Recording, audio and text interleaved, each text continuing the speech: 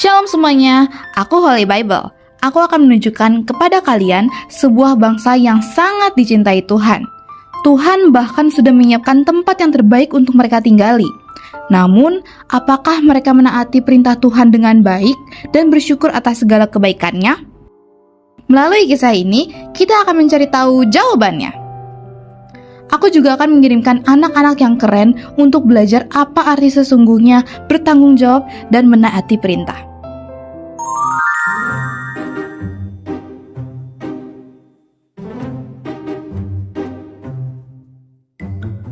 Main tablet mulu kerjaannya. Kerjain sana tugasnya.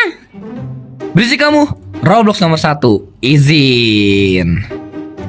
Sini gua banting aja ya tabletnya. Ogah, lagian salah gurunya kasih tugas gak kira-kira buat gue. Sekolah itu scam. Makanya jangan ditunda-tunda. Tanggung jawab kamu masih kecil. Cuma ngerjain tugas. Apalagi kalau kamu dapat tanggung jawab yang besar, bisa hancur dunia ini.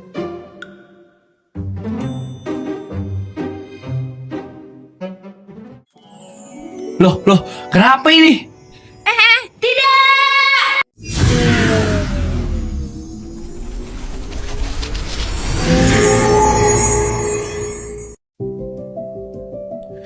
Kita ada di mana nih? Aduh. Kayaknya kita berada di sekitar tahun 1450 sebelum Masehi.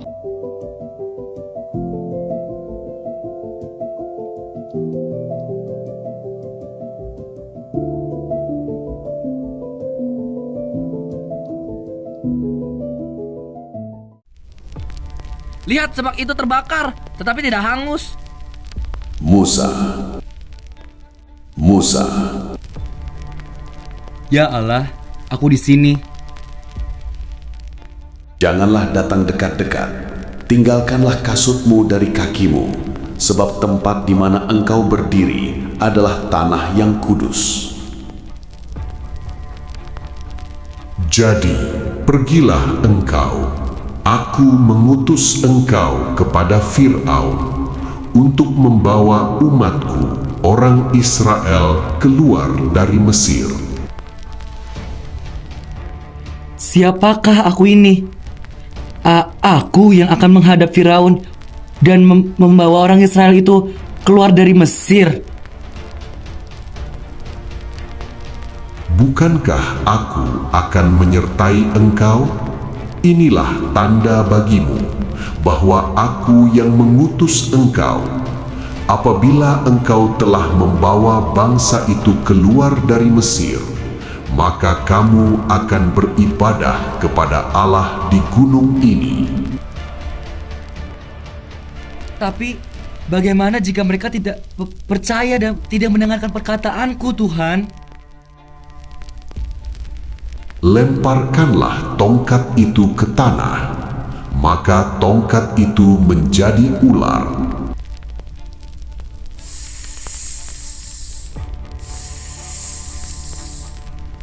Lalu ulurkan tanganmu dan peganglah ekornya, supaya mereka percaya bahwa Tuhan telah menampakkan diri kepadamu. Wow, beneran jadi ular. Beli tongkat kayak gitu di mana ya? Nanti ketahuan. Tapi aku tidak pandai berbicara, Tuhan. Aku akan menyertai lidahmu dan lidah kakakmu Harun.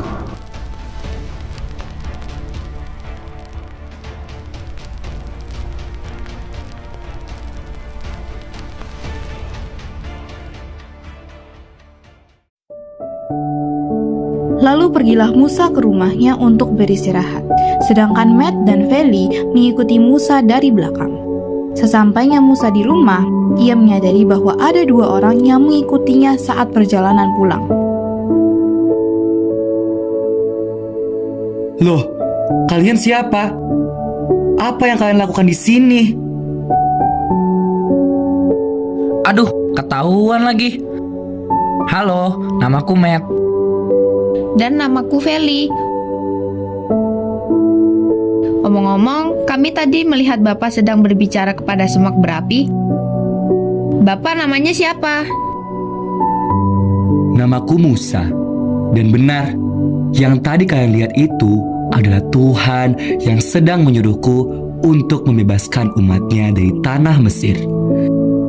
Tapi aku tidak pandai berbicara. Jadi aku akan menemui kakakku, Harun. Apakah kalian mau ikut denganku? Boleh Musa, kami ikut ya.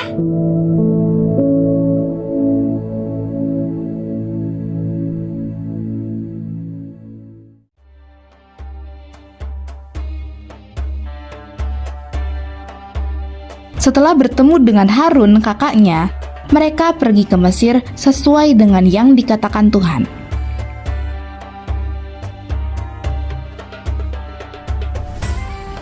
Yang mulia, ada tamu yang ingin masuk ke dalam. Suruh mereka masuk.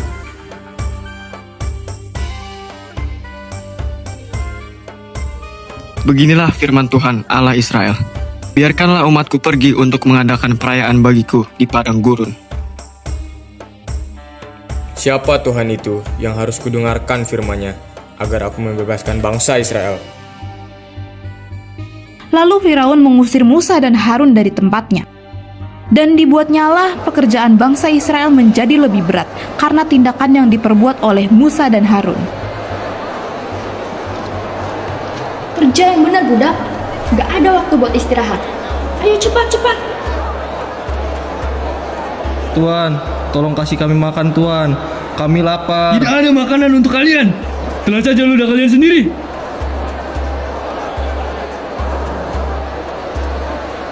Orang-orang yang kalian bawa itu hanya membawa kesialan. Sekarang, rasakan. Kalian akan bekerja 10 kali lipat.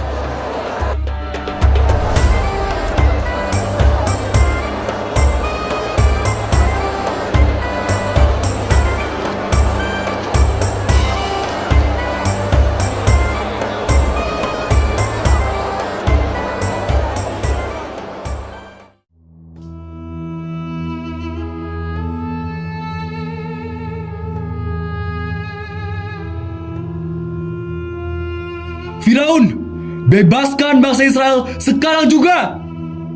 Lihat ini.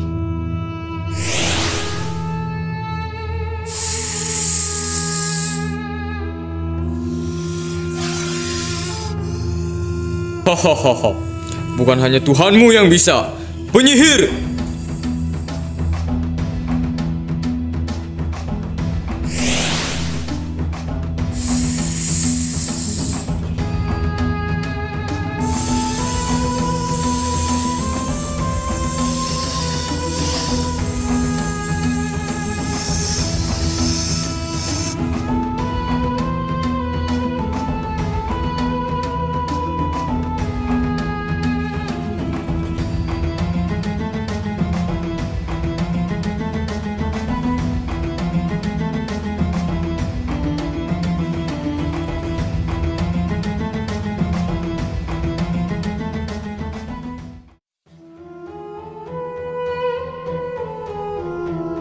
Lalu Tuhan menyuruh Musa untuk bertemu Firaun pagi-pagi sekali di tepi sungai Nil dan menyampaikan pesannya sekali lagi.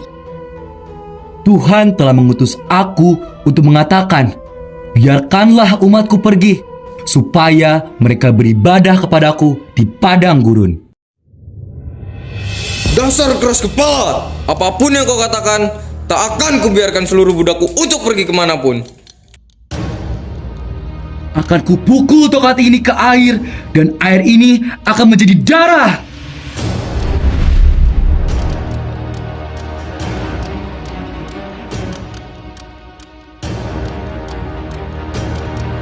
Kalau begitu, aku akan mandi di istana. Maka terjadilah tulah seperti yang dikatakan Tuhan. Namun, tulah itu hanya mengenai orang Mesir, sedangkan orang Israel tidak terkena.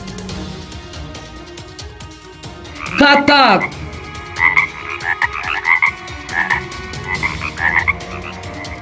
Nyamuk!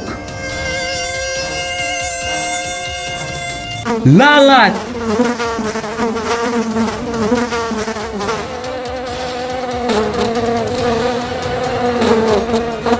Penyakit sampar! bara.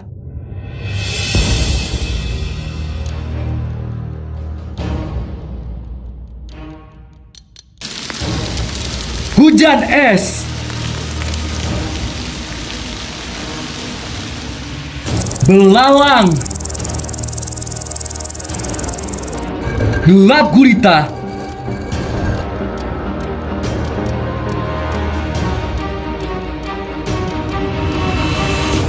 Tuhan berfirman kepada Musa, "Malam ini hendaklah seluruh orang Israel mengambil domba atau kambing sulung yang baik dan tidak bercacat, lalu dioleskannya darahnya di atas ambang pintu sebagai penanda. Dan dagingnya hendaklah kalian makan sekeluarga tanpa sisa. Karena malam ini aku akan berjalan di tengah-tengah Mesir, maka semua anak sulung di Mesir akan mati."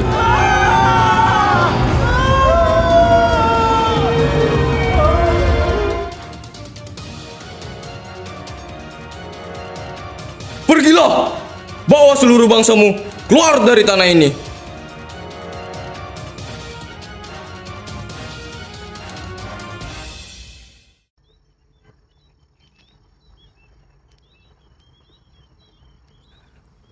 Setelah Firaun mengetahui bahwa bangsa Israel telah pergi, Firaun berubah pikiran dan membawa pasukannya untuk mengejar bangsa Israel.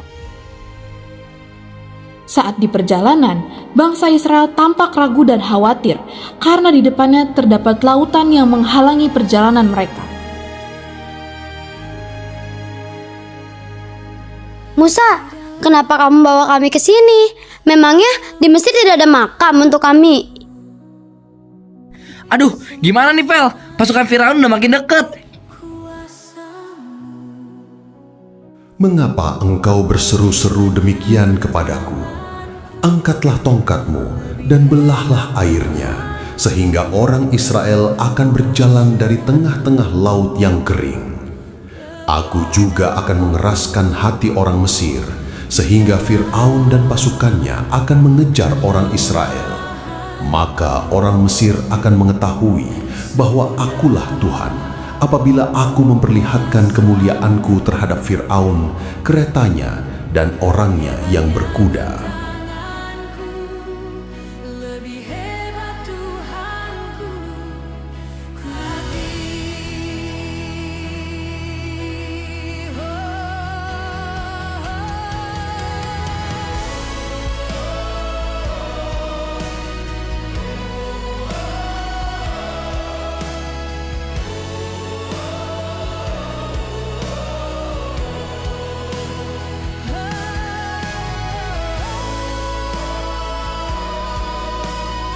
Lalu Musa mengulurkan tangannya ke atas laut, dan Tuhan menguapkan air laut dan membuat laut itu menjadi tanah kering.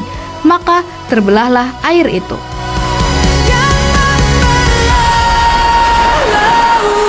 Yang terukan badai, yang mustahil pun terjadi, karena kuasa-Mu yang pegang hidup. Dengan demikian, orang Israel berjalan di tengah-tengah tanah kering itu, dan air di kanan kirinya sebagai tembok bagi mereka.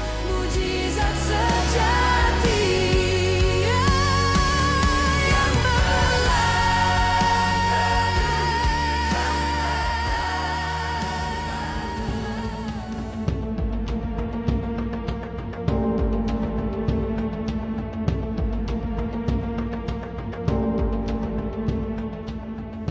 Apa-apaan ini? Kenapa jalan kita terhalang? Ayo tetap kejar, sedikit lagi kita bisa tangkap. Ya, tetap maju semuanya. Jangan biarkan mereka pergi. Pegang senjata kalian erat-erat. Jangan sampai terlepas. Ayo, ayo, ayo.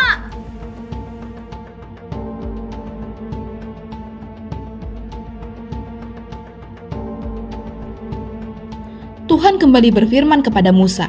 Lalu Musa mengulurkan tangannya di atas laut supaya air kembali dan menghalangi bangsa Mesir.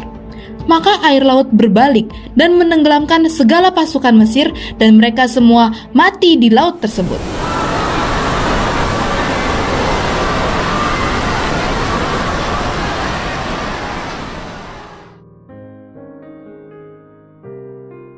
Wow, kok Tuhan bisa berpikiran seperti itu ya? Iya Vel, kalau Tuhan tidak melakukan mujizat, Pasti orang-orang Israel tadi hanya bisa pasrah sambil menunggu ajal mereka di seberang laut. Terima kasih Musa, tanpamu kita tidak bisa sampai sini. Bukan apa-apa sahabatku. Semua yang aku lakukan ini adalah kemampuan dari Tuhan. Demikian firman Tuhan, bangsa Israel tidak berjalan sendiri, mereka berjalan dengan penyertaan Tuhan. Tuhan menyertai mereka dengan memberikan tiang api dan tiang awan. Tiang api yang menerangi malam dan tiang awan yang melindungi mereka dari panas. Sekarang kita akan melanjutkan perjalanan menuju tanah perjanjian. Mari semuanya bersiap-siap.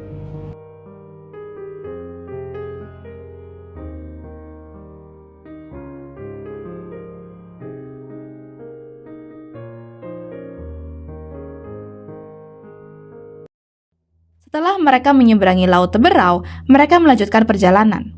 Mereka sampai di padang gurun Sin.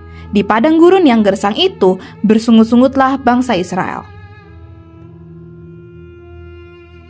Feli, aduh aku lapar banget nih. Kita belum makan selama beberapa hari ini. Jangan berisik.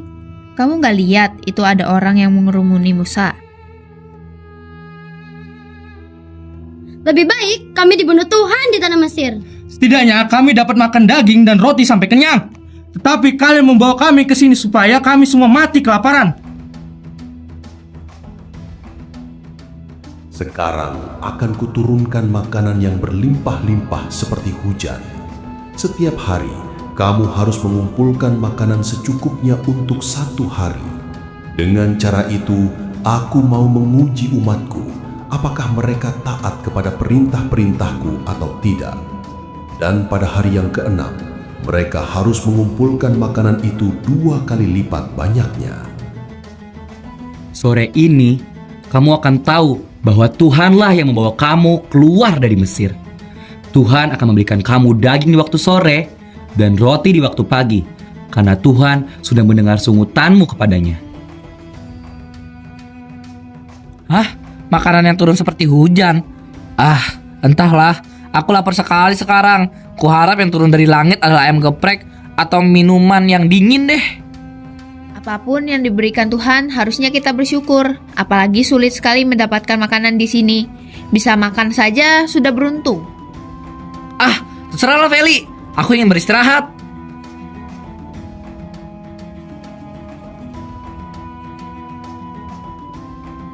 Pada waktu sore, datanglah burung puyuh sampai menutupi seluruh perkemahan. Dan pada waktu pagi, turunlah embun di sekeliling perkemahan. Ketika orang Israel melihatnya, maka bertanyalah mereka satu sama lain. Apa itu? Apa yang baru saja aku lihat? Itulah makanan yang diberikan Tuhan kepada kamu. Kumpulkanlah secukupnya. Seluruh umat Israel meninggalkan padang gurun Sin dan berpindah-pindah dari satu tempat ke tempat lain. Pada suatu waktu, mereka berkemah di Rafidim, tetapi di situ tidak ada air minum. Aduh, panas sekali. Lagi panas-panas gini, masa nggak ada minum sih? Berilah kami air untuk minum. Kami haus. Kami akan mati di sini. Mengapa kalian bersungut-sungut dan mencobai Tuhan? Apa-apaan nih? Kalian hanya membunuh kami. Kembalikan kami ke Mesir. Mengapa kamu membawa kami keluar dari Mesir? Supaya kami dan anak-anak kami mati kehausan. Tuhan Allah Israel, apa yang harus aku perbuat kepada orang-orang ini? Mereka ingin melempari aku dengan batu. Bawalah tongkat yang kau pakai untuk memukul sungai Nil. Aku akan berdiri di depanmu di atas sebuah batu besar di Gunung Sinai. Pukullah batu itu, maka air akan keluar sehingga orang-orang itu bisa minum. Musa berbuat demikian, dan pemimpin Israel menyaksikannya dengan mata mereka sendiri. Atas kejadian itu, tempat itu dinamakan Masa dan Meriba, karena di tempat itu orang Israel bertengkar dan mencobai Tuhan.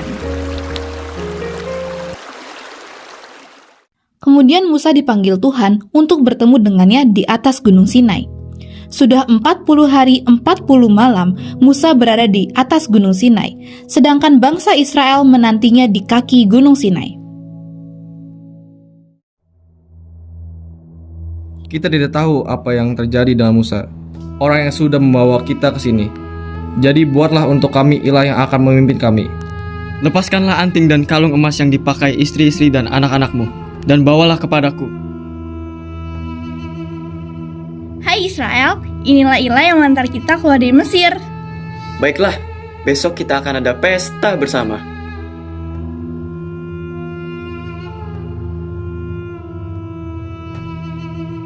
Keesokan harinya, orang Israel membawa beberapa ekor ternak untuk kurban bakaran. Mereka duduk untuk makan, minum, lalu bangkit untuk menari-nari dan berpesta pora.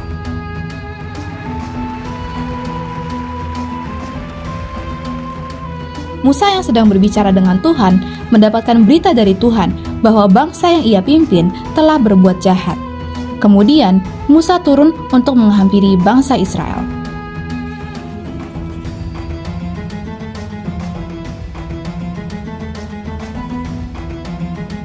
Apa yang terjadi di sana? Kedengarannya bukan seperti suara kemenangan. Itu suara orang bernyanyi. Ketika Musa mendekati kemah, ia melihat orang-orang yang sedang menari-nari, maka marahlah dia. Apa yang mereka perbuat kepadamu? Sampai-sampai kamu biarkan mereka berdosa besar. Jangan marah kepadaku. Ini semua salah mereka. Mereka yang meminta aku membuatkan ilah lain yang dapat memimpin mereka. Kok bisa sih bangsa Israel melakukan itu pada Tuhan yang melepaskan mereka dari perbudakan? Bener, Matt. Kamu sadar kan, dari awal mereka terus mengeluh, padahal Tuhan selalu memberikan apa yang mereka mau. Benar juga, Vel. Aku juga sadar penderitaan yang selama ini kita alami bahkan jauh lebih ringan dari bangsa Israel. Tapi hanya diberi tugas saja, aku udah mengeluh dan marah-marah. Lihat, tabletku mengeluarkan cahaya. Mungkin ini saatnya kita kembali. Tentu saja, masih banyak tugas sekolah yang harus kita kerjakan. Jangan diingetin dong. Akhirnya kita sampai. Lelah juga ya, Vel. Iya nih, aku gak nyangka kita bisa merasakan pengalaman menyeberangi laut yang dibelah sampai tanahnya kering. Apalagi makanan yang entah dari mana datangnya itu. Kuasa Tuhan sungguh besar. Aku menyesal telah bersungut-sungut, bahkan hanya untuk tanggung jawab yang kecil. Betul banget, Matt. Untung kamu sadar. Kamu jangan sampai seperti bangsa Israel ya, yang bersungut-sungut bahkan setelah seluruh mukjizat yang dilakukan Tuhan. Iya, Vel. Maaf ya, aku tidak mendengar nasihatmu sebelumnya. Oh iya, apa kamu tahu apa yang terjadi setelahnya? Di Bilangan 14 ayat 30 tertulis bahwasannya kamu ini tidak akan masuk ke negeri yang dengan mengangkat sumpah telah kujanjikan akan kuberi kamu diami, kecuali Kaleb bin Yefune dan Yosua bin Nun. Artinya setelah ratusan tahun berjalan melewati padang gurun, mereka bahkan tidak bisa menikmati tanah yang dijanjikan Tuhan. Benar, Matt. Karena bersungut-sungut tidak menyelesaikan masalah, sementara bersyukur membangun ketekunan, kekuatan, dan membawa berkat serta pertolongan Tuhan, dengan menjadikan setiap tantangan sebagai kesempatan untuk memuliakan nama Tuhan, bukan memberontak terhadap kehendaknya.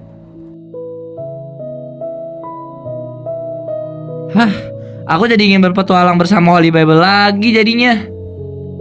Aku juga. Semoga kita bisa segera mengetahui cerita lain tentang orang-orang yang dipilih Tuhan di Alkitab. Nah, ayo Feli, kita kerjakan tugas kita sekarang. Ayo.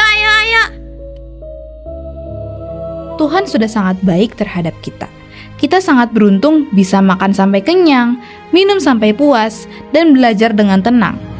Tidak seperti nasib dari bangsa Israel yang menderita kelaparan dan kekurangan air minum. Maka dari itu, kita harus belajar untuk tidak bersungut-sungut dalam menghadapi situasi yang sulit, dan selalu bersyukur dan percaya kepada Tuhan apapun keadaannya. Kuasamu, hebatnya tantanganku, lebih hebat Tuhanku, ku berserah kepadamu. Di dalam kelemahanku, sempurna kuasamu, hebatnya tantanganku,